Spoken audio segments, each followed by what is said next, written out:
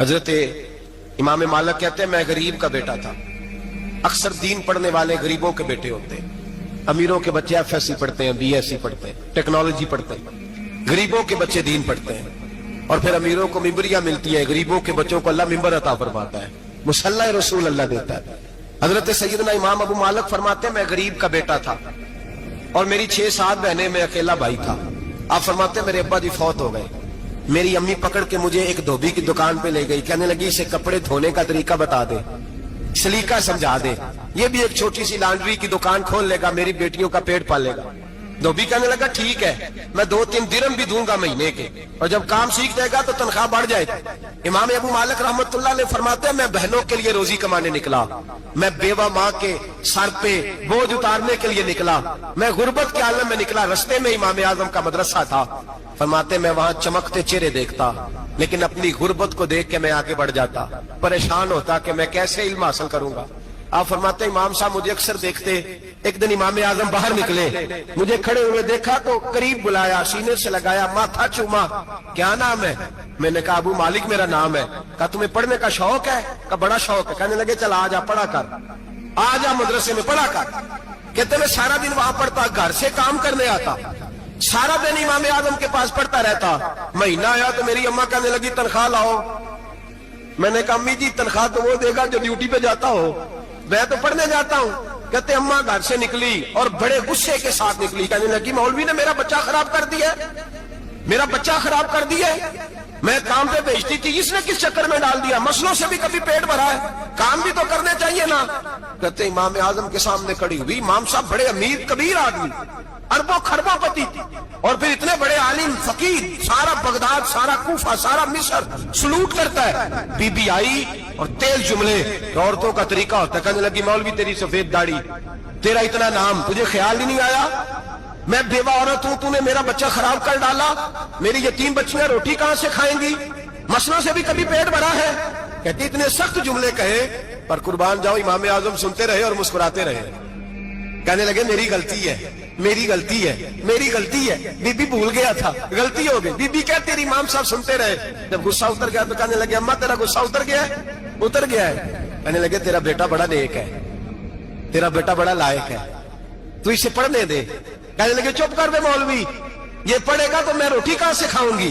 امام صاحب کہنے لگے مجھے بتائے گی تیرے گھر کا خرچہ کتنا ہے؟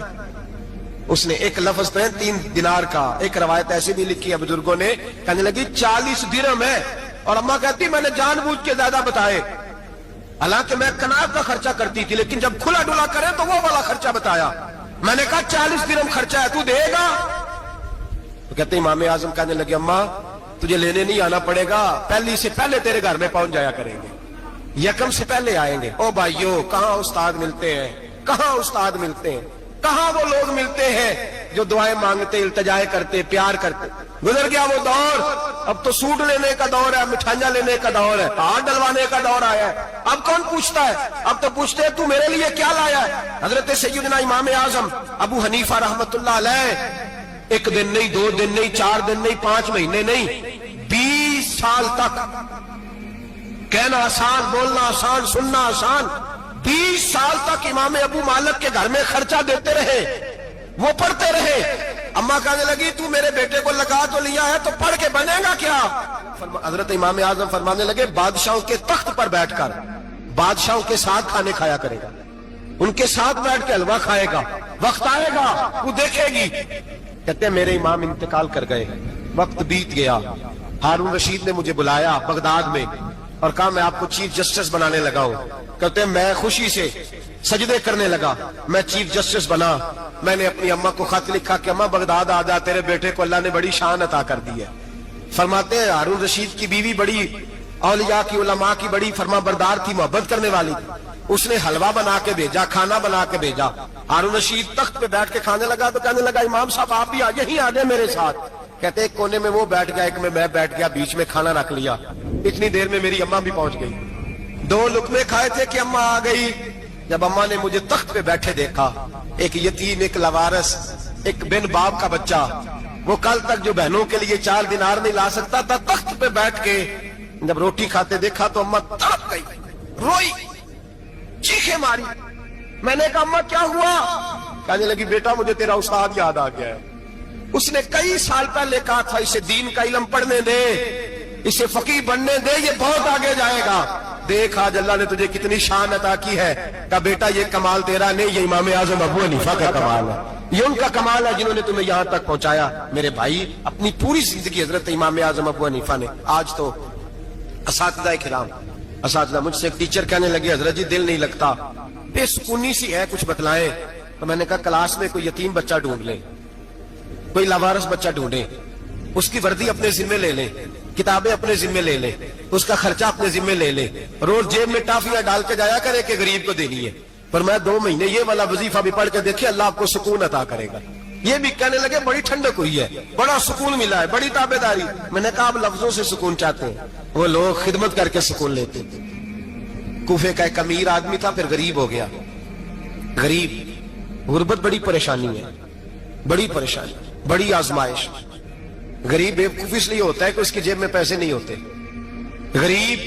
غریب مجبور اس لیے ہوتا ہے کہ اس کے پاس ہوتا کچھ نہیں نا، تو ساری آزمائشیں کٹھی آ جاتی۔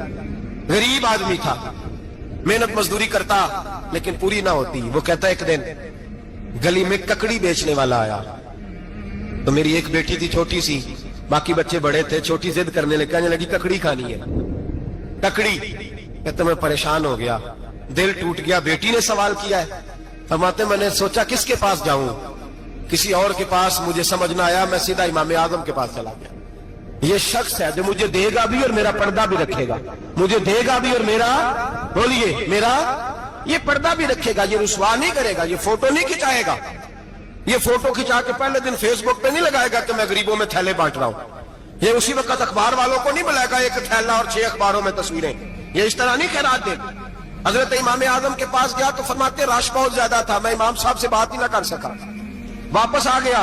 امام صاحب نے بندہ بھیجا، فرمایا پتہ کر یہ بندہ کسی ضرورت کے لیے آیا تھا، رش کی وجہ سے بات نہیں کر پایا۔ کہتے واپس میرے پیچھے بندہ بھیجا، وہ میرے گھر تک آیا، گھر آ کے اس کو حالات کا پتہ چل گیا، واپس گیا۔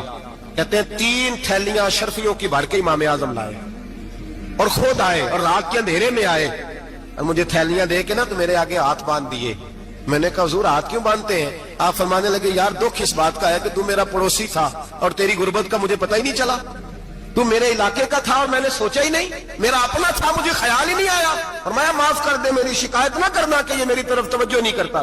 علم بھی تھا، عمل کا نور بھی تھا، تقوی کا حسن بھی تھا، غریب کی مدد کا جذبہ بھی تھا۔ آج لوگوں پر مال کا فتنہ سوار ہوتا ہے، سب پر نہیں لیکن زیادہ لوگوں پر۔ جیسے جیسے مال آتا جاتا ہے ویسے ویسے عقل بھی آتی جاتی ہے، ویسے ویسے سیانے بھی ہوتے جاتے ہیں۔ کہتے ہیں وہ بھی کمائے وہ بھی کرے، میں تو ٹیکنیکلی بڑا ہوں، میں عقل مندی، میں بڑی نہ بہن کی فکر رہتی ہے، نہ بھانجوں کی فکر رہتی ہے، نہ رشتہ دار کی فکر رہتی ہے، نہ دائیں بائیں کچھ دیکھتے ہیں۔ لوگ جیسے جیسے پاورفل ہوتے جاتے ہٹتے جاتے، کٹتے جاتے، امیروں سے گرانے لگتے جاتے، آگے کی طرف دیکھتے جاتے۔ امام اعظم ابو حنیفہ رحمت اللہ علیہ نے ساری زندگی پیار کیا، محبت بانٹی، علم، فقاہت، تقوی، روشنی۔ آج لوگوں کو علم ہوتا ہے پر علم کا نور نہیں ہوتا، ہمیں بہت ساری باتوں کا پتہ ہوتا ہے پر وہ باتیں ہمارے لفظوں میں ہوتی ہیں، ہم اس کے حسن سے آگاہ۔ اور اگر میں یہ کہہ دوں کہ ہمیں ان باتوں پر یقین کامل نہیں ہوتا، کہہ رہے ہوتے ہیں، ہم سمجھتے ہیں، بڑی باتیں کرتے ہیں، لیکن ان باتوں کے پیچھے جو عمل کا جذبہ ہے وہ پھیکا ہوتا۔ امام اعظم ابو حنیفہ رحمت اللہ تعالی علیہ جتنے بڑے عالم تھے اتنا ہی بڑا خوف تھا اللہ کا بھی، اتنا ہی بڑا خوف تھا۔ ایک آدمی کہتا ہے میں نے امام صاحب سے مسئلہ پوچھنا تھا، میں نے عشاء کی نماز امام صاحب کے پیچھے پڑھی، کتنی لوگ باتیں سنتے ہیں، اس کا اثر کتنا لیتے ہیں، لیکن امام صاحب رحمت اللہ علیہ کا طریقہ کیا تھا؟ کہتے میں نے امام صاحب کے ساتھ نماز پڑھی مسجد میں، تو قاری صاحب نے قرآن پڑھا، اذا زلزلت الارض زلزالها واخرجت الارض اثقالها۔ فرماتے ہیں آخری 2 آیتیں پڑھی، فمن يعمل مثقال ذرة خيرا يره ومن يعمل مثقال ذرة شرا يره۔ اللہ فرماتے ہیں میں قیامت کے دن تیرے ذرے ذرے کا حساب کروں گا، ذرہ برابر نیکی ہوئی تو تیرے سامنے آئی، ذرہ برابر گناہ ہوا تو تیرے کس کے برابر؟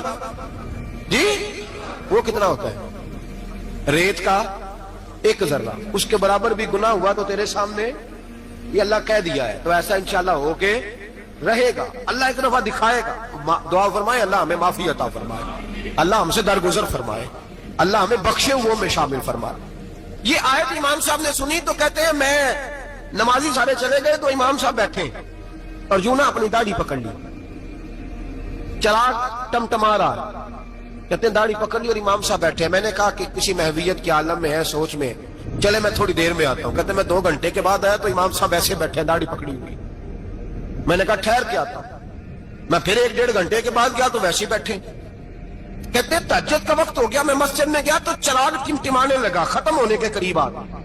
इमाम साहब बैठे, अब मैंने देखा कि आंखें आंसुओं से भरी हुई हैं और अपनी दाढ़ी पकड़ के खींच रहे हैं और कहते हैं या अल्लाह तो अगर जर्रे जर्रे का हिसाब लेगा तो अबू हनीफा तो उलझ जाएगा। ऐ अल्लाह तू जर्रे जर्रे के बारे में पूछेगा तो मैं तो नहीं जवाब दे सकता। खुदा बंदा इस तरह कर, मेरे इन सफेद बालों पे रहम खा। ऐ अल्लाह मेरे बुढ़ापे पे मेहरबानी फरमा, मुझसे ना जर्रे जर्रे का पूछना, मैं बड़ा कमजोर हूं, मैं नहीं जवाब दे सकता। मौला मुझसे दरगुजर वाला मामला कर। कहते तड़प रहे इमाम साहब। फजर की अजान हुई तो इमाम साहब ने दाएं बाएं देखा, मैं पीछे खड़ा था। मैंने कहा हुजूर सारी रात ही गुजर गई, आप एक आयत सुन के परेशान रहे और मैं रोजाना 20 तकरीरें सुनता हूं, दर्जनों हदीसें सुनता हूं, मुझे तो असर नहीं होता। आप फरमाने लगे मुझे तेरे मामले का नहीं पता, लेकिन मुझे अगर तूने देख लिया है तो किसी के साथ जिक्र ना करना मुझे। और फरमाने लगे फिर तू तो नेक आदमी होगा, तुझे नहीं ख्याल आता। तो मैं तो जानता हूं मन आनम के मन दानम, पता सारा है सरदार नो की दिया ना, मैं तो जानता हूं ना, मुझे खबर है, लिहाजा मैं नहीं हिसाब दे सकता, तेरा नहीं मुझे पता। जितना मेरे भाई इल्म ज्यादा उतना खौफ भी। हजरत अब्दुल्ला इब्ने मसूद फरमाते हैं ज्यादा बातें करने वाला आलिम नहीं होता, अल्लाह से ज्यादा डर जाने वाला आलिम होता है। जो आदमी लंबी चौड़ी गुफ्तगू करे वो फकीह नहीं, वो अल्लाह से डरने वाला नहीं, बल्कि जिसको वो बात करे तो थोड़ी करे, डर के करे, खौफ के साथ करे। अल्लाह की खशियत जिसके दिल में हो वो बड़ा आलिम होता है। हजरत इमाम आजम अबू हनीफा रहमतुल्लाह अलैह मालदार थे और अपने माल में से हिस्से निकालते थे। इमाम साहब फरमाया करते थे मैंने चंद हजार दिरहम रख दिए। हुजूर किस लिए? फरमाया लोगों को कर्जा देने के लिए। नबी पाक सल्लल्लाहु अलैहि वसल्लम ने फरमाया कर्जा लेने वाले को मना किया है, फरमाया कर्जा एक कैद है, बगैर मजबूरी के ना लेना। अब लेने वाले भी एहतियात नहीं करते, फटाफट कर्जे के पीछे भागते। बड़ी मजबूरी हो तो कर्जा ले, फरमाया मकरूज कैदी होता है, कर्जा लेने से बचो। और देने वाले को क्या कहा? फरमाया अगर सामने वाला तंग दस्त हो ना, तंग दस्त, तो उसे मोहलत दो, जितनी तुम मोहलत दोगे अल्लाह उतने ही पैसे रोज सदका करने का सवाब अता फरमाएगा। अगर तंग। एक साहब मुझे कहने लगे, मैंने रमजान शरीफ में ना कर्जे के हवाले से या कुछ अर्सा पहले किसी मौके पर कर्ज के हवाले से को बात की। एक साहब मुझे कहने लगे हजरत साहब ये तो किसी को लेना हो ना 20,000 तो उन्होंने तरा के ली दे, तुझे 20 करोड़ लेना हो तो फिर नहीं तराया जाता। मैंने कहा क्यों? कहने लगे 20,000 वाला बंदा माड़ा होंदा है ना, जेड़ा 20 करोड़ खा गया वड्डी मगरमच्छ हुंदा है, ਉਹਨੂੰ ਤਰਾਇਆ ਜਾ ਸਕਦਾ, ਉਹਦੇ ਅੱਗੇ ਬੰਦੇ ਤਰਲੇ ਹੀ ਕਰਦੇ ਰਹਿੰਦੇ ਚੱਲ ਭਾਈ ਕਿਵੇਂ ਦੇ ਸਕਣਾ। ਉਹ ਜੋ 20,000 ਵਾਲਾ ਨਾ ਮਾੜਾ ਬੰਦਾ ਨੂੰ ਕਹਿੰਦੇ ਤੂੰ ਦੇਣੇ ਨੇ ਕਿ ਤੇਰਾ ਬੰਦੋਬਸਤ ਕਰੀਏ, ਕਹਿੰਦੇ ਚੌਧਰੀ ਸਾਹਿਬ जुमेरात ले आओ किसी तरीके। जुमेरात माड़ा है ना। नबी पाक ने क्या फरमाया? हुजूर ने फरमाया तुझे पता चल जाए कि तंग दस्त है तो मोहलत दे, जितने दिन तू उससे पैसे नहीं लेगा उतने ही पैसे रोज सदका करने का सवाब दिया जाए। अब लोग जो तगड़ी मोटे मगरमच्छ है उनको मोहलत देते हो, कहते जा जिथों लब दे नहीं लीला, फिर कहते हैं नहीं आप बताएं आप कैसे दे सकते। और माड़ा बंदा इन्हें 2,000 देना दुकान का, उसको दुकानदार कहता है कल साइकिल लेके तब गुजरना मेरे आगे से अगर पैसे देने हैं तो मैंने साइकिल रख लेना। डरना चाहिए अल्लाह पाक, हमें पता होता है सामने वाला गरीब है, तंग दस्त है, मजबूर है, मोहलत देनी। इमाम साहब कहते हैं मैंने कुछ पैसे रखे हुए थे, बस मंजर ये था कि गरीब लोग आते हैं तो मैं उनकी मदद करूंगा। इमाम आजम अबू हनीफा ने एक बंदे से पैसे लेने थे और हाल ये था कि आप धूप में खड़े थे, साथ उस बंदे का मकान था। लोगों ने कहा हजरत दीवार के साये में हो जाए, फरमाने लगे इससे पैसे लेने हैं, अगर साये में खड़ा हुआ तो सूद में शुमार हो जाएगा, मैं इससे फायदा नहीं ले सकता। एक बंदे से कर्जा लेना था, वो आपको देख के गली और दूसरी गली में चला गया, रास्ता बदल गया और छुप गया। इमाम साहब रोने लगे, कहने लगे अल्लाह मैं इतना बुरा हो गया हूं कि तेरे बंदे मुझसे छुपने लगे, उसको ढूंढ के लाए, क्यों छुपता है? हुजूर आपके पैसे देने हैं। आपने फरमाया जा मैंने अल्लाह की रजा के लिए माफ किए, आज के बाद छुपना ना, इसलिए मैं नहीं चाहता कि तुझे कोफ्त हो, तू मेरी तरफ देख के छुपने लगा है, मेरी तरफ देख के। गरीब तो भाई गलियों में घुसते फिरते हैं कि कोई बंदा मिल ना जाए। मकरूज आदमी पता उस वक्त चलता है तब खुदकुशी कर गया, पता उस वक्त चलता है फिर लोग आते हैं उसके बच्चों को कहते हैं फिक्र न करना हम तेरे साथ हैं, तो उसके साथ होना था इनका साया बच जाता। अब आए हो इमाम आजम अबू हनीफा रहमतुल्लाह ताला अलैह लोगों को सहूलत देते, आसानी देते, प्यार करते, मोहब्बत करते। हम लोगों का मिजाज ऐसा नहीं है, हमारे इखलाकियात के अंदर वो हुस्न नहीं जो हमारे बुजुर्ग हमें दे के गए। और फिर छोटी छोटी बातों में हुकूकुल इबाद का ख्याल करते, छोटी छोटी बातों। ہم تو گالی دے کے بھی کہتے ہیں نا چل کیا ہو گیا, گالی دی ہے نا. میں نے دیکھا ہے سائیکل والے کی ٹکر اگر پجارو والے کے ساتھ ہو جائے تو معافی سائیکل والے نے مانگنی ہے, کیونکہ وہ سائیکل پہ بیٹھا ہے نا. اس کی غلطی یہ ہے کہ وہ سائیکل پہ بیٹھا ہے, معافی سائیکل والے نے مانگنی ہے, پجارو والا نہیں مانگے. ہو سکتا ہے سائیکل والا اٹھ کے کہے جناب مجھ سے غلطی ہو گئی, مجھے پتہ ہی نہیں تھا کہ آپ تھے, ورنہ میں آپ کے آگے نہ آتا. سائیکل والا مجبور ہے کیونکہ اس کے پاس پجارو نہیں, اور پجارو والا تو شیشہ نہیں نیچے کرتا, کہتا دھوپ آئے گی, گاڑی بڑی مشکل سے ٹھنڈی کی ہے. نیچے اتر کے ملازم کہتا ہے اس کو پوچھو اگر کوئی 200-400 کا نقصان ہوا تو 500 دے دو. مزاج ہے. امام اعظم ابو حنیفہ رحمۃ اللہ علیہ عالم, حقوق العباد کا چھوٹی چھوٹی. آپ کے شاگردوں میں سے کسی کے چہرے پہ شکن آتا تو 20 بار پوچھتے کوئی پریشانی ہے میرے بیٹے کو, کیا ہو گیا. ساری زندگی سایہ دار شجر کی طرح گزاری, ساری زندگی شاگردوں پر مریدوں پر محبت کا سائبان رہا, ٹھنڈی چھاؤں رہی امام صاحب کی. امام اعظم ابو حنیفہ رحمۃ اللہ تعالی علیہ گلی سے گزر رہے تھے, لکڑی کے جوتے پہنا کرتے تھے, کھڑاؤں. ایک نوجوان بچے کے پیر پہ پیر آ گیا تو کہنے لگا امام اللہ سے ڈر جا. یہ لفظ گئے تو امام صاحب کی چیخ ہی نکل گئی. کئی گھنٹے بے ہوش رہے. لوگوں نے کہا حضور کیا ہوا؟ فرمانے لگے تم نے سنا نہیں, چھوٹے چھوٹے جوان بھی کہتے ہیں کہ ابو حنیفہ اللہ سے نہیں ڈرتا, اللہ کی مخلوق کہتی ہے نہیں ڈرتا. اگر یہ کہہ رہے ہیں تو میرا کیا بنے گا. کئی دن روتے گزر گئے. لوگ اس بچے کو لائے, آگے کہنے لگا حضور آپ تو پریشان ہو گئے, میں نے تو محاورتاً کہا تھا, محاورتاً کہا تھا کہ آپ اللہ سے نہیں ڈرتے. فرمانے لگے بیٹے مجھے محاوروں کا نہیں پتا, جب رب کے خوف کا نام آتا ہے تو جملے سیدھے میرے دل سے جا کے ٹکراتے ہیں, سیدھے دل سے جا کے ٹکراتے ہیں. گلی سے گزر رہے, لکڑی کے جوتے پہنے, کھڑاؤں, بارش ہے, کیچڑ ہے. ایک دیوار کے قریب سے گزرے تو تھوڑا سا کیچڑ اڑ کے نا تو دیوار پہ پڑ گیا.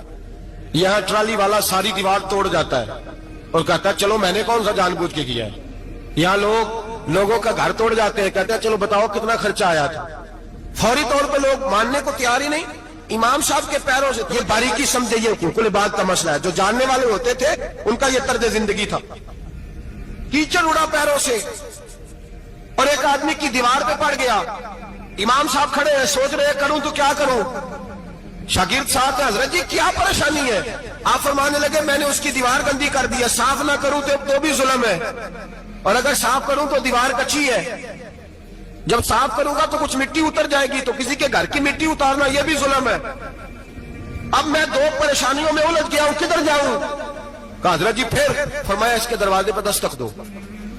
دروازے پہ دستک دی تو جو بندہ باہر آیا وہ مجوسی تھا, آگ کی پوجا کرنے والا تھا. امام صاحب کہنے لگے مجھے جانتے ہو؟ کہنے لگے حضور سارا کوفہ جانتا ہے, سارا بغداد جانتا ہے, ساری دنیا جانتی ہے آپ مسلمانوں کے امام ہیں, لوگ جانتے. آپ نے فرمایا یار مجھ سے غلطی ہو گئی ہے. وہ کیا؟ آپ فرمانے لگے میں اپنے انداز میں گزر رہا تھا, بوڑھا آدمی ہوں, خیال نہیں آیا, تھوڑا کیچڑ اڑ کے تیری دیوار پہ لگ گیا ہے.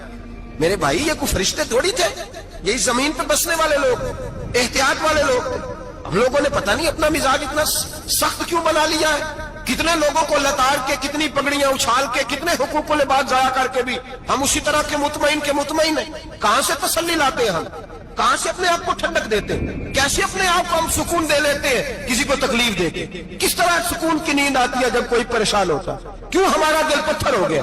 اعلیٰ حضرت فرمایا کرتے تھے جا کسی سے جا کے علاج کرا, تیرے سینے میں جو دل دھڑک رہا ہے وہ سخت ہو گیا, جا کسی سے جا کے اس کی دوائی کھا. تجھے خیال ہی نہیں آتا تڑپتے لوگوں کو دیکھ کر؟ جا کے علاج کرا. اگر ایسے ہی مر گیا تو حالات تیرے حق میں اچھے نہیں ہوں گے. حضرت امام صاحب تڑپ رہے ہیں اور اس شخص کے سامنے آہوزاری کر رہے ہیں جو مجوسی بھی ہے, غریب بھی ہے, کچے گھر میں رہتا ہے. فرمایا یار بتاؤ کیا کروں؟ امام صاحب باتیں کر رہے ہیں تو وہ آدمی حیرت میں کھو گیا. کبھی دیوار دیکھتا, کبھی اپنا آپ دیکھتا, کبھی امام صاحب کو دیکھتا, دائیں بائیں دیکھتا, پسینے آنے لگے. پتہ نہیں کیا سوچوں کا مد و جزر چلنے لگا, کہاں بات گئی, کہاں تک اس کی سوچ گئی, کہاں پلٹ کے آئی. کہنے لگا امام صاحب میں تو چوک میں رہتا ہوں, روزانہ پتہ نہیں کتنی گاڑیاں مٹی برسا جاتی ہیں, کبھی کوئی نہیں آیا, آپ کو کیا ہوا؟ آپ فرمانے لگے مجھے کسی کا نہیں پتا, مجھے تو میں نے جو قرآن حدیث پڑھا ہے مجھے تو ڈر آ رہا ہے, مجھے بتا تو معافی دیتا ہے کہ نہیں, تیری دیوار صاف ہوگی کہ نہیں؟ کہنے لگا حضور دیوار کو چھوڑے, پہلے کلمہ پڑھائے, میرا دل تو صاف کر دے. کہنے لگا اتنا میٹھا دین, اتنا پیارا دین, اتنا خوبصورت دین کہ غریب کی دیوار پر کیچڑ لگ جائے اور آپ کو اتنی تکلیف ہو, میں اس دین سے دور کیوں ہوں؟ یہاں روز یورپ کہتا ہے کہ مسلمان جھوٹی شادیاں کرتے ہیں, دنگا فساد کرتے ہیں, نیشنلٹی لینے کے لیے جھوٹ بولتے ہیں, जाने किस किस किस्म के लोग पापड़ बेलते हैं, किन किन किस किस तरह अपना ईमान बेचते हैं, क्या अंदाज हम इख्तियार करते हैं। हमारे किरदार ने लोगों को मजहब और दीन का बागी बना दिया। हमारे बुजुर्गों का तरीका यह था कि छोटी छोटी बातों का ख्याल करें, छोटी छोटी बातों का। बहुत बड़े आलिम थे, ये सारी नेकियां तो उनकी समाजी थी, फलाही थी, उनकी मुआशरत की नेकियां थी, दुनियादारी। लेकिन जो उनका बाकी का मामला था, 4 लोग ऐसे हैं जो हमेशा कुरान पाक एक रात में पढ़ा करते थे। उनमें पहला नाम हजरत उस्मान गनी का है, पूरा कुरान पाक। दूसरा मौला अली शेर खुदा का है। तीसरा हजरत सईद बिन जुबैर का है। चौथे इमाम आजम अबू हनीफा है जो एक रात में पूरा कुरान पाक पढ़ दिया करते थे। जिस जगह इमाम आजम की कब्र बनी हुई है ना, आजमिया एक महल्ला है बगदाद का, उसका नाम ही आजमिया, इमाम साहब के नाम है। जहां कब्र बनी हुई है वहां बैठ के इमाम आजम अबू हनीफा ने 60 मरतबा कुरान पाक खत्म किया। खुद पढ़ा, खुद फरमाया यहां मैंने दफन होना। उस जगह 60 कुरान पाक पढ़े। रमजान का महीना आता था तो इमाम साहब एक कुरान पाक दिन में पढ़ते थे, एक रात को पढ़ा करते थे, एक कुरान पाक सुनाया करते थे। इमाम साहब रहमतुल्लाह अलैह सारी रात नफल पढ़ते। लोग कहते हैं कि इमाम साहब की रात नमाज के लिए खड़े होते तो एक रकत में 15 सिपारे पढ़ते। तो लोग कहते थे ये अबू हनीफा नहीं, ये तो किसी ने पिलर खड़ा कर दिया, ये तो कोई सुतून है, रुकू ही नहीं करता, पूरे 15 सिपारे। यहां तो अभी तरावी आएंगी, लोग पहले से कहने लग गए बड़ी गर्मियों के रोजे, बड़ी गर्मियों के रोजे। और आ तो लेने दे भाई, पहुंच तो लेने दे रमजान शरीफ को। अल्लाह बड़ा मेहरबान है, हर चीज को बदलने पे कादर है। पहले से लोग तैयारी कर रहे हैं, मस्जिदें ढूंढेंगे जाए ऐसी अच्छा हो, कुरान जल्दी पढ़ा जाए, ढूंढ के। इमाम साहब रहमतुल्लाह ताला अलैह, और मैं अक्सर कहा करता हूं, मैं कहता हूं तू तरावी में खड़ा नहीं होता, पासपोर्ट के दफ्तर खड़ा हो जाता है 2 घंटे, शनाख्ती कार्ड के दफ्तर तो 3 घंटे खड़ा हो लेता है। ये तेरा जुल्म है अपनी जात के साथ कि तुझे कुरान के लिए खड़ा नहीं हुआ जाता, दुनियादारी के लिए खड़ा। वो प्रोजेक्टर कराने जाए तो चाहे तुझे 4 घंटे लाइन में खड़ा होना पड़े, वहां तो खड़ा हो लेता है। अल्लाह से डर, अपनी थोड़ी सी दुनियादारी के लिए सारा कुछ कर लेता है। हजरत इमाम साहब रहमतुल्लाह ताला अलैह तकवा और तहारत के पहाड़ 55 हज किए इमाम आजम ने। कितने? 55 हज फरमाए। आज एक मुशक्कत वाला काम है, जद्दोजहद वाला काम है। जवान भी थक जाते हैं, कहते हैं बड़ा मुश्किल है जी, और ये जितना मर्जी आसान हो गया कयामत तक इसने मुश्किल ही रहना है, इसलिए कि ये एक मुजाहिदा है। 55 हज किए। आखिरी हज पे गए तो काबे के मुजावर को कहने लगे जरा खोल नहीं देते काबे का दरवाजा, मेरा अंदर जाने को दिल करता है। उसने दरवाजा खोला, अंदर गए तो कहने लगे खुदाया, 2 जुमले कहे, कहने लगे अल्लाह जितना तूने माल दिया था मैं उतना शुक्र नहीं अदा कर सका, और जितना तूने इल्म दिया था मैं उतना अमल नहीं कर सका, अब बूढ़ा हो गया हूं, मेहरबानी करना मुझसे दरगुजर वाला मामला कर। और अल्लाह अगर तू मुझे बता दे कि तू राजी या नाराज है तो मैं जरा सुकून से मर जाऊं। कहते काबे की दीवारों से आवाज आने लगी, अबू हनीफा तेरा रब तुझसे बड़ा राजी है। दाता गंज बख्श अली अजमेरी जैसा बाबा 1000 साल पहले लिख के गए कश्फुल माजूब में। दाता साहब ने लिखा है 1000 साल पहले कश्फुल माजूब में। दाता साहब फरमाते हैं मैं हजरत बिलाल की कब्र पे हाजिरी देने गया, यानी 1000 साल पहले के मुसलमान भी कब्रों पे मज़ारों पे जाया करते थे। दाता साहब लिखते कहते हैं मुल्क के शाम में हजरत बिलाल अबशी की कब्र पे हाजिरी देने गया, मैं कब्र पे हाजिरी दे के तो साथ लेट गया, मेरी आंख लग गई, मुझे ख्वाब में नबी पाक का दीदार नसीब हुआ। गोया हाजिरी हजरत बिलाल की, और बरकत यह कि वहां मुझे मुस्तफा का दीदार नसीब हो रहा है। फरमाते हैं नबी पाक मेरी ख्वाब में आए, हुजूर ने एक बूढ़े बाबे के गले में हाथ डाला हुआ है और अपने साथ साथ चला रहे हैं। मैंने अर्ज की या रसूल अल्लाह ये कौन है? तो नबी पाक ने फरमाया ये तेरा इमाम आजम अबू हनीफा है। फरमाते हैं मुझे समझ आ गई कि इमाम आजम भटक इसलिए नहीं सकते कि उन्हें रसूल पाक ने सारा अता फरमाया है, वो भय किस लिए नहीं सकते कि नबी पाक ने उन्हें सारा दिया। दाता गंज बख्श अली अजमेरी रहमतुल्लाह ताला अलैह फरमाते हैं कि इमाम साहब रहमतुल्लाह ताला अलैह बहुत बड़ी शख्सियत। इमाम आजम का पैगाम क्या है? उन्होंने फिका बनाई, दीन फैलाया, जितनी भी मैंने बातें सुनाई सारा पैगाम एक पैगाम है इमाम साहब। इमाम साहब रहमतुल्लाह ताला अलैह फरमाते हैं कि दीन पर अमल करने वालों को भी किसी अच्छी सोबत की जरूरत होती है, अमल करने वाले को। आप फरमाते हैं कई दफा अमल करने वाले का अमल भी टूट जाता है, इस्तकामत नहीं रहती। फरमाते हैं अच्छी सोबतें तलाश करो, उनके पास बैठा करो, वरना हो सकता है जो अमल तुम कर रहे हो उसमें कमी आ जाए।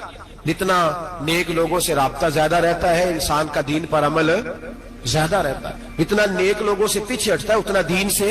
आप फरमाया करते थे अगर 2 साल ना होते जो मैंने इमाम जाफर सादिक की सोबत में गुजारे, अबू हनीफा हलाक हो जाता। अपने आप को रब करीम के बंदों के साथ लगा के रखे, जोड़ के रखे। अगर हमारा रब करीम के बंदों से रिश्ता रहेगा तो कुरान और सुन्नत से रिश्ता रहेगा। हम लोगों ने ना तरक्की बड़ी की पर अंदर की तरक्की रुक गई। ہم روحانی طور پر کمزور ہوئے ہیں، روز بروز ہو رہے ہیں، روز بروز ہماری وہ دلچسپیاں دین کے ساتھ، وہ تقوی، وہ پرہیزگاری، وہ امانت داری، وہ ایک پیسہ کسی کا اٹھانا تو خوف کرنا، مسلمانوں میں روز یہ مثالیں پیدا ہوتی تھیں، پر آہستہ آہستہ دنیاوی ترقی بڑھ گئی، دل کی، روح کی، روحانیت کی ترقی رک گئی۔ حضرت ابوبکر صدیق رضی اللہ تعالیٰ عنہ حضرت عائشہ صدیقہ سے ملنے کے لیے تشریف لائے، تو حضرت عائشہ صدیقہ رضی اللہ تعالیٰ عنہ کے گھر تشریف لائے۔ آپ اس وقت امیر المومنین تھے، نبی رحمت علیہ السلام کے وصال ظاہری کے بعد۔ ادھر دیکھا، ادھر دیکھا، دائیں بائیں دیکھا، چھت پہ دیکھا تو حضرت عائشہ صدیقہ کہنے لگی حضور خیریت ہے؟ فرمانے لگے عائشہ ایک بات کرنی ہے بیٹے۔ امیر المومنین کیجئے۔ تو فرمانے لگے عائشہ ناراض نہ ہونا، تمہاری چھت پر نہ نور برسا کرتا تھا، اور آج میں نے بڑا تلاش کیا ہے وہ مجھے نظر نہیں آیا، وہ کہاں گیا نور، کدھر؟ جناب عائشہ صدیقہ رو پڑی، اتنا روئی کہ دوپٹہ بھیگ گیا، آنچل بھیگ گیا آنسوؤں کے ساتھ۔ کہا حضور میں نے نا اصرار کیا ہے بہت ساری کنیزوں نے، تو میں نے کل ایک نیا جوڑا سلوا کے پہن لیا ہے۔ تو میں پتر اس کا مطلب ہے تیری توجہ دنیا داری کی طرف ہو، یہ جوڑا اتار دے، وہ پرانے والا پہن لے، تیری چھت پہ نا نور برسا کرتا، میری چھت پہ نور برستا تھا، وہ نظر نہیں آیا۔ اپنی باطن کا خیال رکھیں، ہمیں نہیں پتا ہوتا، یہ بگڑ جاتا ہے۔ میں باپ کے بیچ کچھ ایسی باتیں جو کر بھی نہیں سکتا، ہمارے صوفیاء نے لکھا ہے مریدوں کی وجہ سے بھی خرابی ہوتی ہے۔ یہ تعریفیں ہوتی ہیں نا بڑی زیادہ، اٹھا کے شیخ کو بٹھا دیتے ہیں کہیں پتہ نہیں کیا بن گیا ہے، اپنی ترقی کئی دفعہ رک جاتی ہے۔ شیخ شہاب الدین سہروردی رحمۃ اللہ تعالیٰ علیہ گھنٹوں بیٹھے رہتے تھے مسلح پہ، تو لوگ بڑے ہوتے ہیں نا مثالیں دینے والے، کہ حضرت یہاں دنیا ملنے آئی ہے، آپ مسلح پہ بیٹھے ہوئے ہیں، لوگ آپ کا انتظار کر رہے ہیں اور آپ نفلوں میں لگے ہوئے ہیں، پہلے ان سے تو ملنے، تو آپ فرمانے لگے یہ مجھ سے دعائیں قبول کرانے آئے ہیں، تو اگر میں رب اور رسول سے کچھ لوں گا نہیں تو انہیں دوں گا کیا؟ پہلے کچھ لے تو لینے دو، وہاں سے کچھ لوں گا تو یہاں دوں گا۔ یہ آؤ بھگت، یہ شور شرابے، یہاں بھی روحانیت میں خرابی ہے۔ اپنا خیال رکھو، اپنا، میں کہہ چکا ہوں کہ تو اگر میرا نہیں بنتا نہ بن، اپنا تو بن۔ علامہ اقبال کہنے لگے دلے بیدار فاروقی، دلے بیدار کراری، کہنے لگے یاد رکھنا اگر تیرا دل بیدار ہو گیا تو حضرت فاروق اعظم کا طریقہ ملے گا، حضرت علی کا طریقہ ملے گا۔ اور ایک درویش نے کہا تھا کہ زندگی زندہ دلی کا نام ہے، مردہ دل کیا خاک جیا کرتی؟ اگر تیرا دل ہی مردہ ہے، تیرا دل ہی اگر مردہ ہے، تیرے دل میں کوئی شے ہی نہیں، نبی پاک صلی اللہ علیہ وسلم نے فرمایا یاد رکھنا جس کے سینے میں کچھ قرآن ہے وہ زندہ ہے، جس کے سینے میں قرآن ہی کوئی نہیں وہ تو چلتا پھرتا مردہ ہے۔ اپنا نظریں جھکائیں، تھوڑا غور کریں کہ یہ کیوں نہیں کر رہا نماز پڑھنے کو دل، یہ کیوں نہیں کر رہا اللہ اللہ کرنے کو، یہ کیوں مائل ہو رہا ہے کہ دنیا ہونی چاہیے، مسئلہ کیا ہے، کدھر گیا وہ سارا خود، وہ احساس، وہ شدت۔ حضرت عبد الرحمن ابن عوف رضی اللہ تعالیٰ عنہ حضور کے وصال کے بعد حضرت عائشہ صدیقہ کے دروازے پر بیٹھ کے رویا کرتے تھے، دروازے پر، چھوٹا آدمی نہیں، مکے کا مدینے کا سب سے مالدار بندہ، اور فقیروں کی طرح جھولی بچھا کے مصطفیٰ کے دروازے میں بیٹھے رو رہے۔ جناب عائشہ صدیقہ باہر آ کے کہتی عبدالرحمن کیا ہوا؟ عرض کی اماں جی دیکھیں نا میرے پاس کتنی زیادہ دولت پڑی، اتنا میں مالدار ہوں، اور کیا ان کا طریقہ تھا اپنی روحانیت بحال رکھنے کا؟ فرمانے لگے امیر حمزہ مجھ سے افضل تھے، پر جب وہ دنیا سے گئے تھے تو ان کے پاس کفن کے کپڑا پورا نہیں تھا۔ مصعب ابن عمیر مجھ سے افضل تھے، اور جب کفن دیا جا رہا تھا تو سر ہم نے ڈھانپ دیا تھا اور پیروں پہ گھاس ڈال دی تھی۔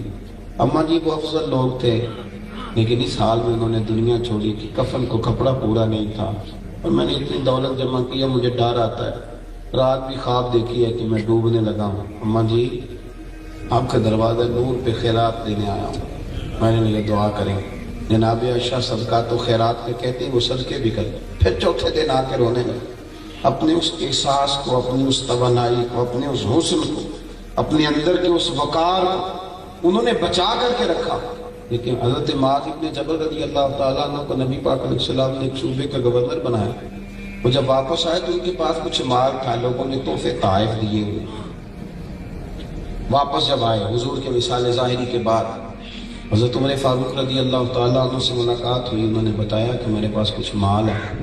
تو حضرت عمر فاروق فرمانے لگے امیر المومنین جناب ابو بکر کو جا کے بتا دے اور ان سے اجازت لے لیں کہ اب یہ مال آپ کا اپنا ہے. تو کہنے لگے عمر یہ کیا بات ہے, لوگوں نے مجھے دیا تو میرا ہے, میں کیوں بتاؤں آپ کو کچھ شک ہے میرے اوپر کہ میں نے ناجائز معاذ جمع کیا ہے. حضرت عمر کہنے لگے میں نے تو مشورہ دیا تو آپ کی مرضی. حضرت معاذ ابن جبل کہتے ہیں میں رات کو سویا, میں نے خواب دیکھی کہ دریا بہہ رہا ہے اور میں ڈوب رہا ہوں اور عمر میرا ہاتھ پکڑ پکڑ کے مجھے بچا رہے ہیں. کہتے میں سویرے اٹھا اور جناب عمر سے کہا عمر اور میری تو روحانیت خراب ہونے لگی, اٹھ چل ابو بکر صدیق کے پاس چل. تصدیق کرا کے لاتے ہیں کہ یہ مال یہ سرمایہ